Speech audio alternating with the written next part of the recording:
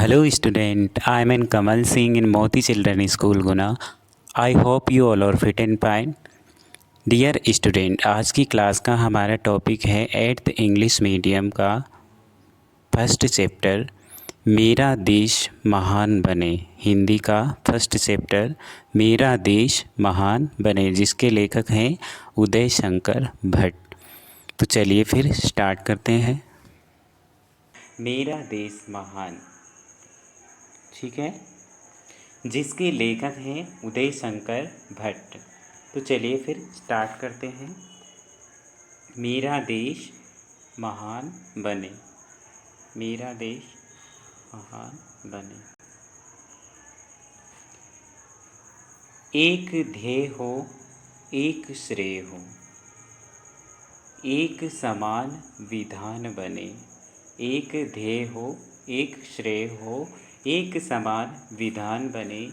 मेरा देश महान बने, मेरा देश महान बने। तो संदर्भ में जो प्रस्तुत पंक्तियां हैं हमारी पाठ्यपुस्तक सुगम भारती हिंदी सामान्य भाग 8 के पार्ट 1 मेरा देश महान बने कविता से ली गई हैं। इसके रचनाकार या रचयिता श्री उदय शंकर भट्ट जी हैं। कौन है इसके रचनाकार? उदय शंकर भट्ट जी। प्रसंग में प्रस्तुत पंक्तियों में कवि ने अपने देश को महान बनने का, अपने देश को महान बनने के भाव को व्यक्त किया है। ठीक है, चलिए फिर इसकी व्याख्या समझते हैं हम। व्याख्या में आएगा, प्रस्तुत पंक्तियों की व्याख्या है कि हमारा देश महान तभी बन सकता है, हमारा देश महान तभी बन सकता है जब सभी देशवासियों का यही एकमात्र उद्देश्य हो। ठीक है, इसी मंगल भावना से काम करें, इसके लिए सारा शासन विधान बनकर लागू हो। ठीक है, तभी हमारा देश क्या हो सकता है? महान बन सकता है। चलिए नेक्स्ट पंक्तियाँ। एक देश हो,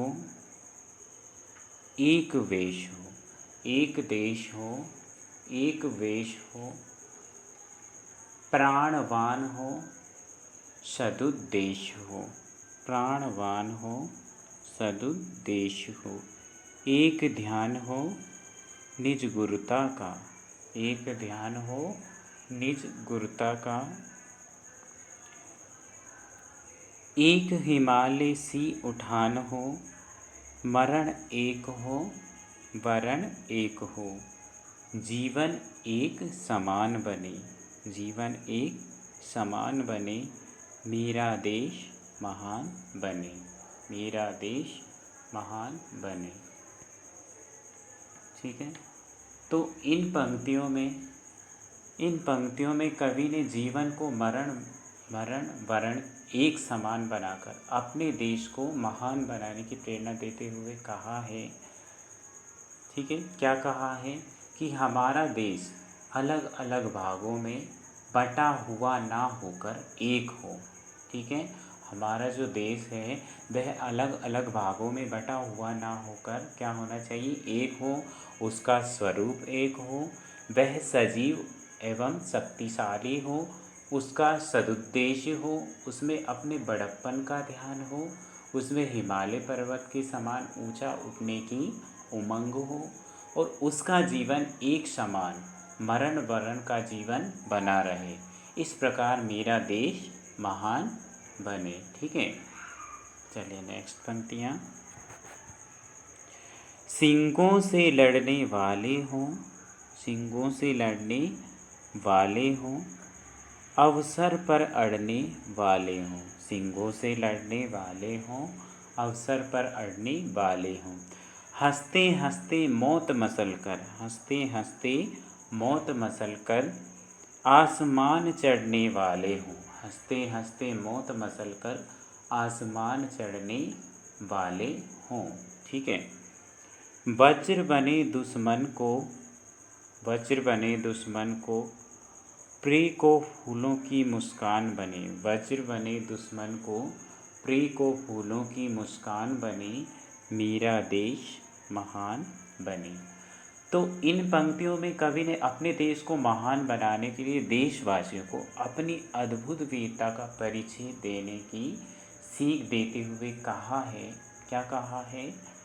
अपने देश को महान बनाने के लिए देशवासियों को चाहिए कि वे सिंहों से लड़ने वाले हों। वे कैसे हों? शेरों से लड़ने वाले हों। वे आवश्यकता अनुसार अपने संकल्प को पूरा करने के लिए अड़ने वाले हों, मतलब वे अपने संकल्प को पूरा करने के लिए डटने वाले हों। वे खुशी खुशी मौत को मात देकर, यानी कि मौत को हराकर, मौत को मात देकर अपने आसमानी उत्साह से आगे बढ़ने वाले हों। इस प्रकार वे अपने शत्रुओं के लिए वज्र बनकर, क्या बनकर? वज्र बनकर अपने प्रिय देश के लिए फूलों की तरह मुस्कुराते रहें। ऐसे ही अद्भुत वीरों से क्या है, मेरा देश महान बने। उम्मीद है आपको समझ आया हो। चलिए नेक्स्ट पंक्तियाँ।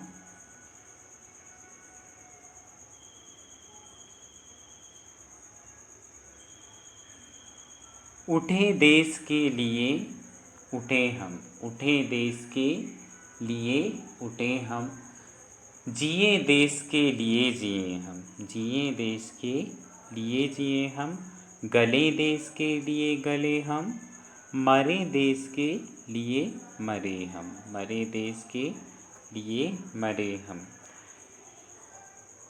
तन में मन में यही ध्यान हो, तन में मन में यही ध्यान हो, भारत महिमावान बने, मेरा देश महान बने।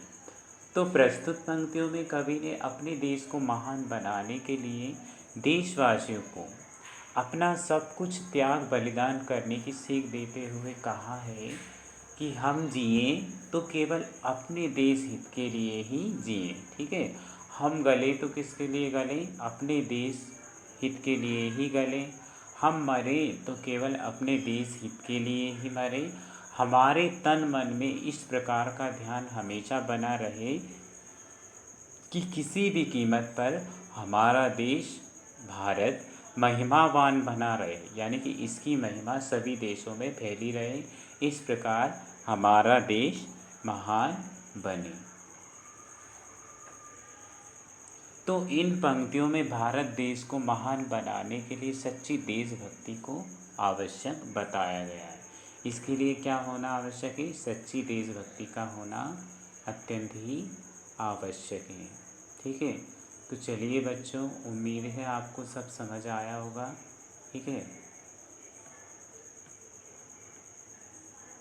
चलिए फिर आज की क्लास समाप्त करते हैं। बाय।